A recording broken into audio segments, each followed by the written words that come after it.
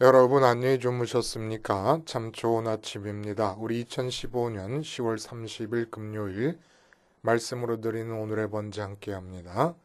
신명기 14장 1절부터 29절까지 말씀으로 같이 합니다. 우리는 1절부터 6절까지만 같이 읽어보겠습니다. 시작. 너희는 너희 하나님 여호와의 자녀이니 죽은 자를 위하여 자기 몸을 베지 말며 눈썹 사이 이마 위에 털을 밀지 말라. 너는 네 하나님 여호와의 성민이라. 여호와께서 지상 만민 중에서 너를 택하여 자기 기업의 백성으로 삼으셨느니라. 너는 가증한 것은 무엇이든지 먹지 말라.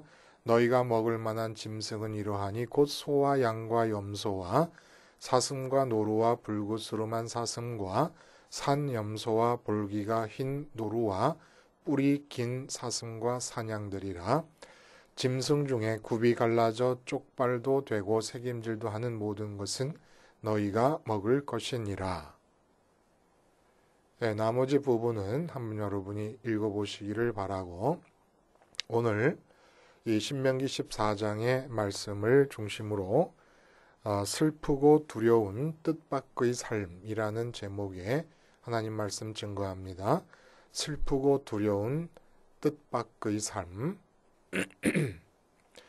그 뜻밖의라고 하는 말은 우리가 다 잘 알고 있습니다.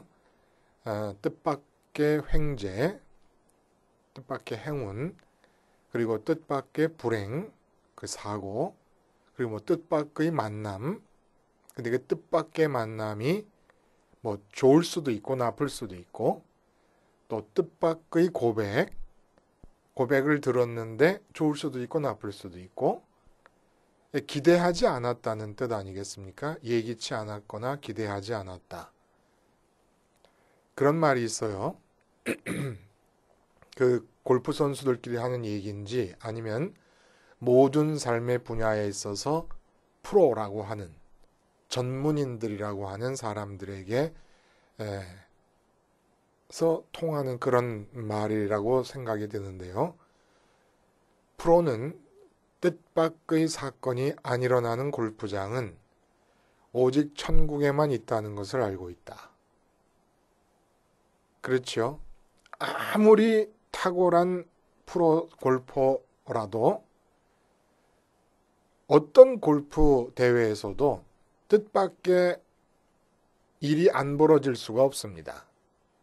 뭐 간혹가다 뜻밖의 홀인원이 이루어질 수도 있지만 너무 쉬운 코스에서 뜻밖의 강한 바람으로 인해서 트리플 보기를 할 수도 있고, 또 공이 어디 떨어지는지 알 수가 없습니다. 공이 뭐 나무 숲을 속에 떨어질 수도 있고, 모래 웅덩이에 빠질 수도 있고, 물에 빠져 버릴 수도 있고, 다 뜻밖의 일이죠. 이렇게 벌어지는 인생의 뜻밖의 일들 피해갈 수가 없습니다. 근데 이런 뜻밖의 일들은 항상 좋은 방향으로 일어나거나 나쁜 방향으로 일어나거나 크게 나눠서 두 가지로 이루어지기 때문에 이런 뜻밖의 일로 인해서 우리들은 숨통이 열리기도 하고 숨통이 꽉 틀어 막히기도 합니다. 이거 경험적으로 얼마든지 우리가 확인할 수 있는 거 아닙니까? 뜻밖의 사고, 뜻밖의 뭐 횡재, 뜻밖의 행운, 뜻밖의 하여간 뭐 모든 게 다 뜻밖의 일어나는 일들이 주어질 때마다 의외로 숨통이 열릴 수도 있고 의외로 숨통이 막힐 수도 있는 그런 일이라는 걸 알아요. 그런데 여러분, 사람들에게 뜻밖의 일이 일어나는 건 우리가 알겠는데 하나님의 경우는 어떨까요? 하나님에게 뜻밖의 일이 일어날 수가 있겠습니까? 더군다나 창조주 하나님이신데 이 세상 만물들에게서 하나님으로서는 전혀 뜻밖의 일이 일어날 수가 있겠습니까? 확률 제로예요. 하나님에게는 뜻밖의 일이 일어날 수가 없습니다. 삼라만상이 다 하나님의 뜻대로만 움직여지고 있습니다. 단 한 피조물만 단 유일하게 한 피조물만 제외해요. 인간만. 하나님에게는 뜻밖의 일이 오직 인간으로 인해서 일어납니다. 왜냐하면 하나님께서 인간을 사랑하셔서 인격성을 부여하셨습니다. 그 인격성을 부여하시는 바람에 인간만이 하나님처럼 자기의 뜻을 내세울 수 있는 존재입니다.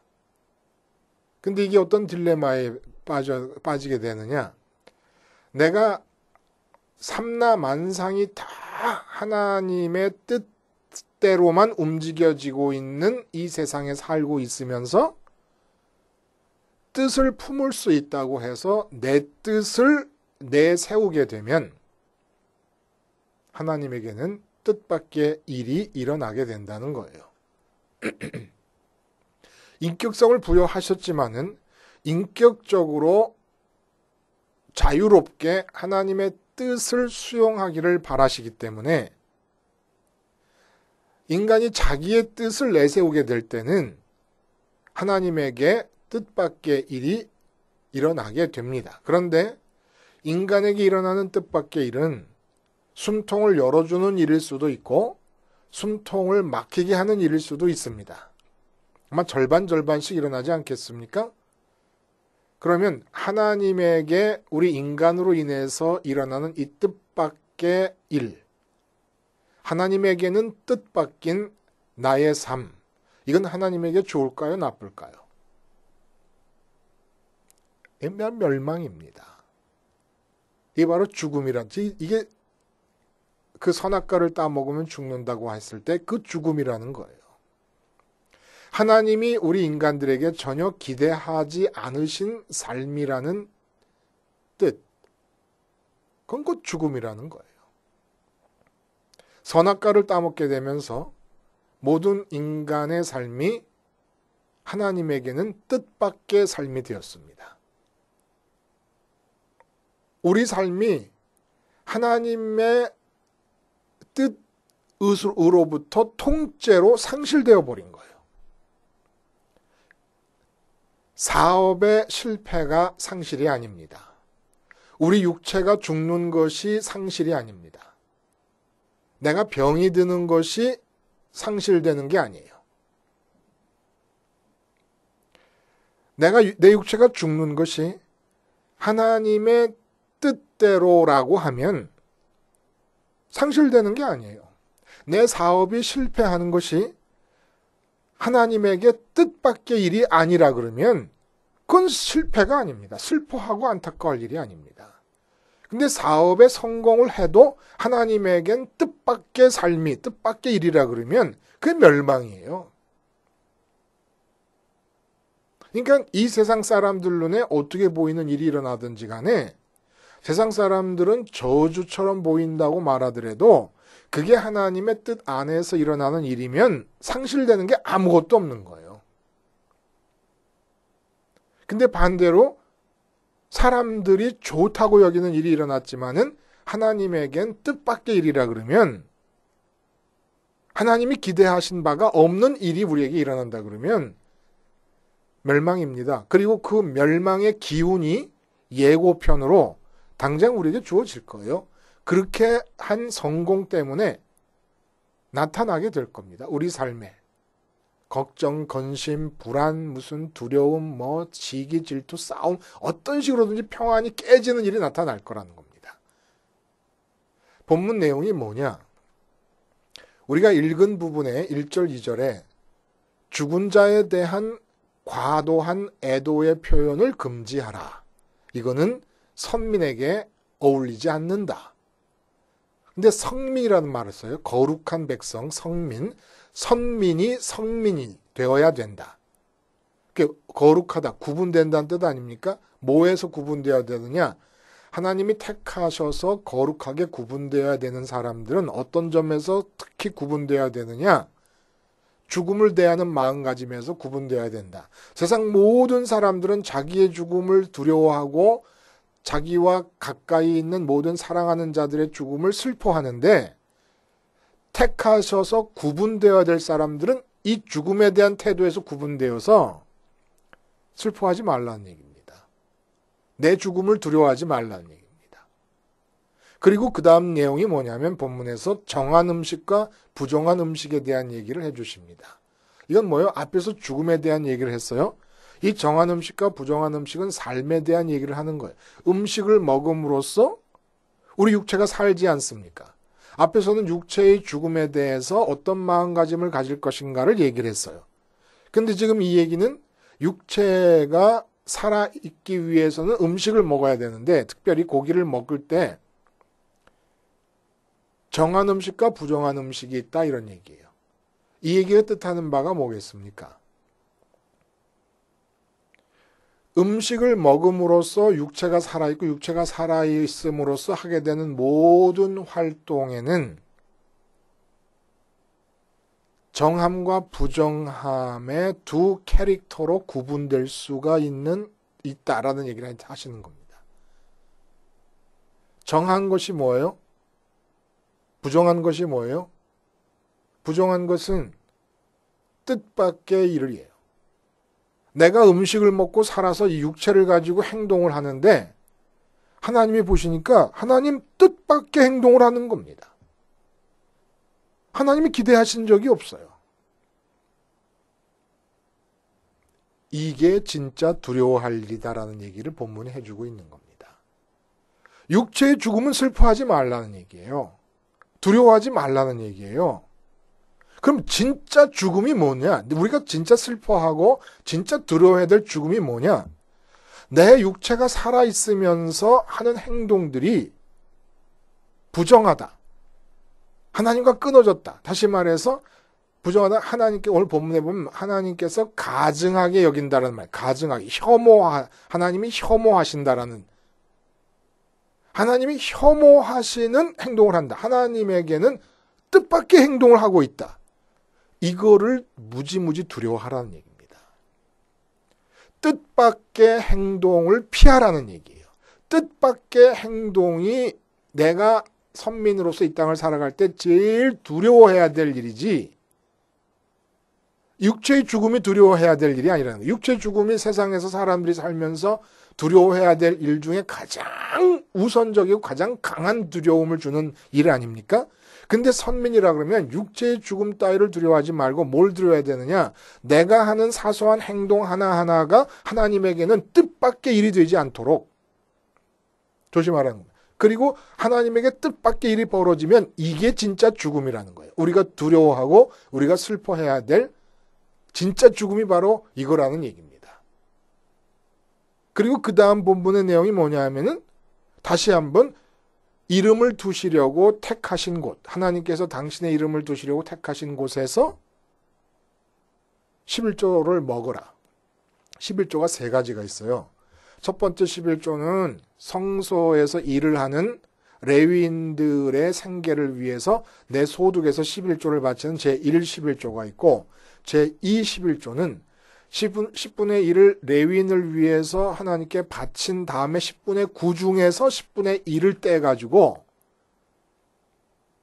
성전에 와서 먹는 겁니다. 이거는 축제 11조라 그래요.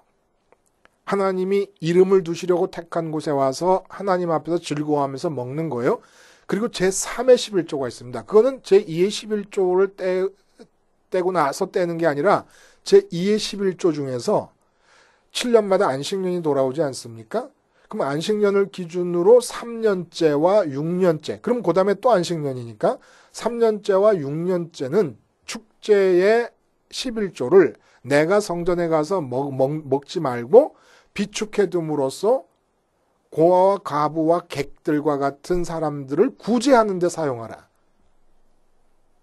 그러니까 이 내용이 앞의 내용들과 어떤 연관이 있는 것인가? 이것은 우리가 살면서 살면서 행하게 되는 무슨 일거수일투족이 하나님에게 뜻밖의 일이 되지 않으려면, 그래서 진짜 죽음, 진짜 슬퍼해야 될 일이 우리에게 일어나게 하지 않으려면 어떻게 해야 되느냐? 하나님의 이름을 마음의 지성소에 두고선 살아라라는 얘기입니다. 이 세 가지 11조가 뜻하는 바가 뭐냐? 내가 하는 활동 중에 거의 대부분은 소득을 얻으려고 하는 활동이 되게 되지 않습니까? 농사를 진다든지 고기를 잡는다든지 장사를 한다든지. 근데 그 모든 것에서 오늘 하루 벌어들이면 무조건 거기서 11조가 떼어지는 거 아닙니까? 이 11조가 떼어진다는 것이 뜻하는 바는 생활 모든 곳에서 마음속에 하나님의 이름을 기억하면서 살라는 의미라는 거예요. 11조를 안 낸다. 하나님의 이름이 기억되지 않고 있다는 얘기입니다. 그래서 그렇게 해서 하나님을 기억하면서 번 돈으로 11조를 내고 나서 그 중에서 11조를 떼서 또 하나님의 이름이 기억되게 하기 위하여 택하신 그곳에 와가지고 또 하나님 앞에서 잔치를 하고 기뻐하고 마음속에 하나님의 이름을 다시 한번 공고히 집어넣고 그래서 내게 모든 게 다 풍족하게 되면 이제 다른 사람들에게도 그 풍족함의 은혜를 흘려보내라, 구제하라. 그러니까 모든 삶의 의미가 하나님에게 뜻밖의 일어나는 그러한 영역에서 진행되게 하지 않으려면 하나님의 이름을 마음속에, 마음의 지성소에 기억하라라는 얘기를 지금 해주고 계시는 거죠. 이 얘기를 좀 자세히 한번 해봐요. 여러분, 1절에 보면은 너희는 너희 하나님 여호와의 자녀이니 죽은 자를 위하여 자기 몸을 베지 말며 눈썹 사이 이마 위에 털을 밀지 말라. 왜 이렇게 하면 안 됩니까? 하나님이 택하신 거룩한 백성이니까. 몸을 베지 말며 눈썹 사이 이마 위에 털을 밀지 말라. 이게 무슨 뜻이겠습니까? 죽음에 대한 애도 행위에 있어서 애도라는 슬퍼하는 거 아니에요? 슬픔을 깊이 얼마나 슬픔이 크면은 그 슬픔을 표현하는데 우는 것만으로는 안 되니까 자기 몸에 자해 행위를 하는 겁니다. 자기 몸에 자해 행위를 할 때 몸을 베니까 얼마나 아프겠습니까? 그 아픔같이 슬프다라는 걸 표현하는 거예요. 이 눈썹의 가운데를 밀어버린다고 하는 것도 사람들 앞에 나서기가 곤란하지 않습니까? 눈썹을 밀어버린 채로. 그러나 그렇게 사람들 사회에서 내가 들어가서 살고 싶지 않을 만큼 지금 내 마음이 슬프다라는 얘기를 지금 해주고 있는 겁니다. 근데 이렇게 죽음을 깊이 받아들여서 육체의 죽음을 슬퍼하면 선민이 아니라는 얘기예요. 이 이야기를 사도 바울은 데살로니가전서 4장 13절에 이렇게 얘기합니다. 형제들아 자는 자들에 관하여는 너희가 알지 못함을 우리가 원치 않으니 이는 소망 없는 다른 이와 같이 슬퍼하지 않게 하려 함이라. 소망 없는 다른 이가 뭡니까? 바로 선민이 아닌 사람들이에요. 하나님이 택하지 않은 사람들. 거룩하게 구분되지 않은 사람들은 다 슬퍼한다는 얘기입니다. 그러나 우리는 슬퍼하면 안 된다는 거예요. 육체의 죽음으로. 또 히브리서 2장 15절에 보면은 죽기를 무서워함으로 한평생 매어 종노릇하는 모든 자들을 놓아주려 하심이니 죽기를 무서워함으로 이게 무슨 얘기입니까? 사람에게 누구에게나 죽음이 찾아오는데 이 죽음은 원래 무서워해야 될 게 아니라였다는 얘기입니다. 근데 그 무서워할 필요가 없는 죽음을 무서워하게 됨으로써 어떤 일이 나타나느냐? 한평생 매여서 종노릇하게 된다는 얘기입니다. 그걸 주님께서 오셔서 십자가의 역사를 통하여 해방시켜 주셨다는 거예요. 그러니까 십자가 역사를 받아들여서 십자가를 생활하는 사람이라 그러면 죽음이 무서워지면 안 된다는 거예요. 죽음이 무서워질 수가 없다는 거예요. 참된 선민이라면은 참된 선민의 이 내적인 구조상 죽음이 무서운 일이 될 수가 없다는 얘기를 하는 겁니다. 그럼 대체 선민이 누구며 어떤 사람들이길래 보편적으로 가장 큰 두려움이고 슬픔이어야 하는 죽음이 슬픔으로 다가오지 않게 되는 것이냐라는 얘기예요. 선민은 누굽니까? 하나님의 이름을 마음의 지성소에 둔 자들입니다. 근데 그 이름이 가리키는 존재는 하늘 위에 계십니다. 하늘에 계신 우리 아버지여 주님이 말씀하신 것처럼. 그러니까 사람은 마음의 지성소에 집어넣은 이름, 그 이름이 가리키는 존재를 추구하게끔 되어 있는데 우리가 마음의 지성소에 담은 하나님이라는 이름에 가리키는 존재는 하늘에 있기 때문에 그 존재를 추구하려면, 그 존재를 가지려면 우리 마음이 하늘로 갈 수밖에 없습니다. 미국에 가 있는 애인이 보고 싶어서 마음이 계속 미국으로 향하는 것과 마찬가지로 마음의 지성소에 애인의 이름이 들어있으니까. 그렇죠. 선민이라는 건 누구냐? 마음이 구름 위 하늘에 올라가 있는 자들입니다. 구름이 하늘에 올라가게 되면은 성령님께서 역사해 주셔서 우리 마음이 보이지 않는 하나님과 교제를 할 수 있게 해주십니다. 이것은 주님께서 지금 하늘에서 교제하고 계시는데 성령님께서 주님의 자리에서 주님이 하시듯이 하나님을 교제하게 해주십니다. 거기서 우리 마음이 완전히 만족과 기쁨과 평강의 문제가 해결을 보는 거예요. 이게 선민입니다. 이게 선민. 그러면 이 지상에 남아있는 육체는 어떤 의미를 갖는 것이냐? 보편적으로 세상을 살아가는 이 선택받지 않은 사람들의 삶에서 육체의 의미는 에브리싱입니다. 육체를 통해서 만나는 것을 가지고 만족을 얻어야 돼요. 이 사람들은. 기쁨을 얻어야 돼요. 평강을 누리기 위해 몸부림쳐야 됩니다. 근데 우리들에게는, 선민들에게는 육체가 만족과 기쁨과 평강을 획득하는 데 사용될 필요가 전혀 없는 거예요. 그럼 어디에 사용되는 겁니까, 육체는? 육체는 이제 하늘에서 결정된 하나님의 뜻이 이 땅에 내려와서 이루어지기 위한 하나님 뜻의 거점이 되는 것뿐입니다.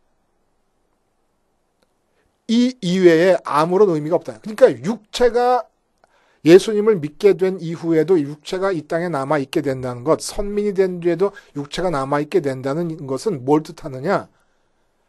사명의 육체라는 거예요. 사명의 육체.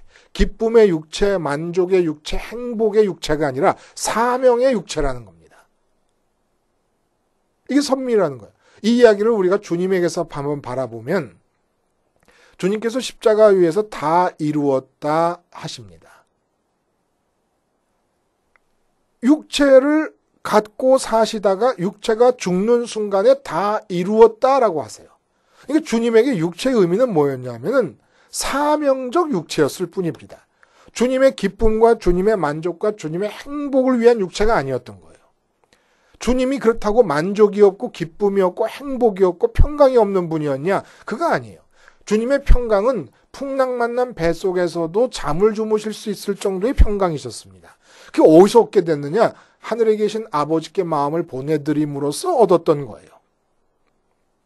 근데 다 이루셨다 그래. 육체가 죽는 순간에 다 이루셨다 그럽니다. 그러고 나서 재밌어요, 여러분. 보면 뭐가 재밌냐면 부활하시지 않습니까? 근데 부활하시고 나서 40일 동안 머무시는데 40일 동안 뭐 때문에 머무셨냐면은 3년 공생애 동안 알게 됐던 사람들의 마음을 다 끌어모으느라고 40일 동안 이 지상에 머무시고 그 마음을 다 끌어모으신 다음에는 곧바로 이 땅을 떠나버리십니다. 이 세상을 떠나시는데 육체가 없기 때문에 떠나신 게 아니에요. 무슨 뭐 사람이 죽고 나면 홀령이 뭐 이 세상을 떠돈다. 이렇게 얘기하는 것처럼 주님이 몸이 없으시기 때문에 세상을 떠난 게 아닙니다. 생선 물고기를 구워서 제자들과 같이 먹었어요. 부활하신 뒤에도. 오감으로 우리가 만날 수 있는 육체가 있으셨습니다. 근데 떠났어요. 왜 떠났습니까? 주님의 육체로 이루실 하나님의 뜻이 더 이상 남아있지 않았기 때문에. 그게 예수님은 당신의 기쁨과 행복을 위해서 이 세상에서 우리에게 기쁨을 준다고 행복을 준다고 믿어지는 많은 좋은 것들이 있는데 거들떠 보지도 않으신 겁니다. 육체는 있으셨지만 부활하신 뒤에도 이 육체를 통해서 땅 위에서 이루실 하나님의 뜻이 없기 때문에 올라가 버리신 거예요. 근데 예수님께서 만약에 땅에 계속 머물러 계셨다. 그럼 뭐예요? 하나님에게 뜻밖의 일이 일어나는 겁니다. 예수님의 육체를 통해서 이루시려고 하는 일은 다 이룬 뒤니까. 근데도 예수님이 남으셔가지고 돈이 좋아가지고 돈 좀 버시고 권력이 좋아서 이 세상을 다 정복해서 왕이 되시고 그랬다 그러면 하나님에게 뜻밖의 일이 일어나는 거예요. 그러니까 육체의 죽음이라는 것은 예수님에게 있어서는 인생에서 최고의 시간이 되는 겁니다. 죽음이 최고의 시간이 되는 거예요. 우리에게도 마찬가지예요. 선민에게도. 육체의 죽음은 내 생에서 가장 간절히 열망하고 기대되는 순간이라는 겁니다. 내가 돈을 100억 벌게 되는 순간이 아니라 내 자녀가 대통령이 되는 순간이 내 생애의 최고의 순간이 아니라 내 육체가 죽는 순간이 내 생애에서 가장 좋은 순간이고 기대되는 순간이라는 거예요. 마치 군대를 들어간 우리 자녀들이 아니면 또 우리들이 군복무할 때 군 복무 기간 전체를 통해서 최고의 순간은 어느 순간입니까? 제대하는 순간이에요. 고등학교 3학년 학생이 있습니다. 이제 며칠 뒤에 수능고사를 봤는데 서울대학을 입학하게 됩니다. 서울대학 입학이 확정된 뒤에 2월 달에 고등학교 졸업식이 열립니다. 이 고등학교 졸업식, 서울대학을 입학해 놓고 하게 되는 고등학교 졸업식, 인생의 최고의 순간이에요. 이 고등학생이 지금까지 살아왔던 인생에서 최고의 순간이 아닐 수가 없습니다. 이 세상에서 죽어서 세상을 떠나게 되는 것, 이거는 고3 학생에게 서울대학이 얼마나 좋은 겁니까? 그런 것처럼 좋은 우리 아버지와 우리 주님의 교제가 있고 우리가 그 교제에 참여되고 있는 그 천국으로 들어갈 것이 확실해진 상태에서 이 세상에서 내 육체를 통해 이루시려는 하나님의 뜻이 다 이루어졌기 때문에 이제 육체가 죽어버린다는 것, 인생의 최고의 순간이라는 거예요. 가장 기대하고 가장 열망해야 될 시간이 바로 이 시간이라는 거예요. 그래서 사도 바울도 달려갈 길 다 달리고 육체가 있다는 것은 변화산의 베드로의 경험을 보면 어떤 건가를 알 수 있는 거예요. 변화산의 베드로 경험은 그 주님의 하늘나라의 모습을 보자마자 자기 뜻으로 이루고 싶었던 모든 것을 다 잊어버립니다. 그리고 거기서 머물고 싶어 합니다. 이런 마음이 정상이라는 거예요. 그러니까 육체를 가지고 이 땅을 살고 있는 이 순간은 육체를 통해서 뭔가 기쁨을 얻으려고 하는 게 아니기 때문에 육체가 죽는다고 기쁨이 상실되는 게 아니라는 거예요. 아무것도 상실되지 않는다. 어떤 사람들은 그렇게 얘기해요. 죄 때문에 우리 육체가 죽게 되었다. 아니지요. 죄 때문에 육체의 죽음을 히브리서 2장 15절의 말씀에서 무서워하게 된 겁니다. 왜? 마음이 육체에 붙어버렸으니까. 육체가 곧 나인 줄 알고 있으니까. 그래서 흙에서 와서 흙으로 돌아간다는 얘기는 흙에서 지음받은 육체와 나를 동일시해서 육체에 꽁꽁 묶여버려가지고 그 육체가 죽으면 내가 죽는 거라고 생각하니까 그 두려워한다는 얘기입니다. 그리고 그게 저주가 된 이유는 하나님이 저주를 하시려서 하신 게 아니라 우리 스스로가 육체가 나인 줄 알고 흙에서 와서 흙으로 돌아가면 끝이라고 생각하니까 두려워하게 된 거예요. 사람들이. 육체는 죽게 되어 있는 거고 육체의 죽음은 가장 열망해야 될 일이고 왜? 온전히 새로운 바디, 새로운 몸을 이 고기로 만들어진 몸이 아니라 영적 재질로 만들어진 몸을 입고 하나님과 영원히 사는 곳으로 가는 것이니까 두려워할 일이 아니라는 거예요. 그 진짜 두려워할 일은 뭐냐?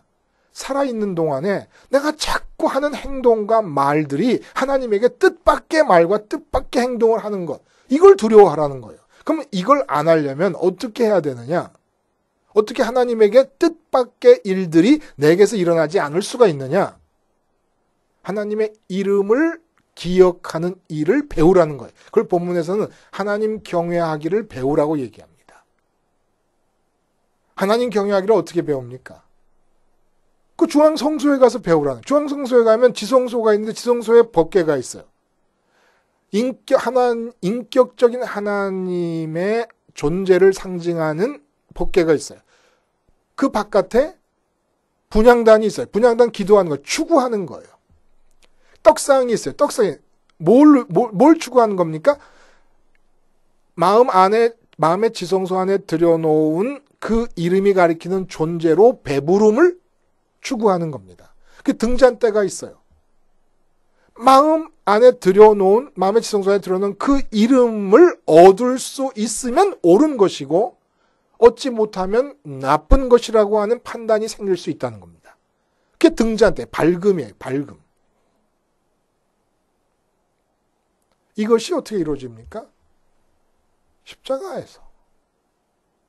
십자가 생활화를 통해서 하나님에게 뜻밖의 말과 뜻밖의 행동들이 안 나타나게 되는 거예요. 왜냐하면 십자가에서 죽을 때 우리 마음이 주님의 동선을 따라 하나님께로 가고 거기서 기쁨과 행복을 얻게 되면 우리 몸은 자연히 하나님의 뜻이 하늘에서 이루어진 것처럼 땅에서 이루어지기 위한 거점으로 사용되는 사명적 육체가 될 수밖에 없다는 얘기입니다.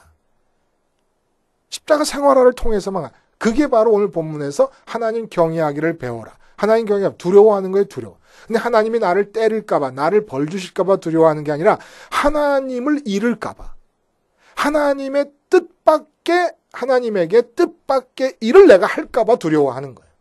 하나님의 뜻을 하나도 잃고 싶지 않아서 두려워한다는 겁니다. 그렇게 하시려면 하나님에게 내가 말하는 거, 내가 행동하는 게 하나도 하나님에게 뜻밖의 것이 되지 않으려면 죽어라고 십자가 생활화를 하는 겁니다. 그렇게 함으로써 우리도 어떤 사람이 되느냐? 구분된 사람. 선택받아 구분된 사람. 어떤 면에서 구분됩니까? 우리 육체의 죽음을 가장 강렬하게 열망하는 사람. 왜? 그 순간이 하나님이 이 육체를 통해서 이루시려는 모든 사명이 끝나고 이제 고3 학생이 서울대학을 들어가기 위해 졸업식을 하는 것 같은 그런 순간이니까 가장 열망하는 내 생애의 절정이 바로 육체의 죽음의 순간이라는 거예요. 누구에게? 선민에게. 그러니까 슬퍼할 일이 아니라는 얘기죠. 육체의 죽음을 슬퍼하지 않고 가장 기쁘게 열망할 수 있는 선택받은 거룩한 성도들이 될 수 있기를 바랍니다. 기도하시겠습니다. 하나님 아버지, 주님의 십자가 생활화를 통하여 하나님 경외가 나의 체질이 되게 하시며, 그럼으로써 우리 육체가 사명적 육체가 되어서 하나님에게 뜻밖의 일이라고는 가능한 한, 그리고 점점 더 하나도 나타나지 않게 해 주시옵소서. 예수님의 이름으로 기도하옵나이다. 아멘.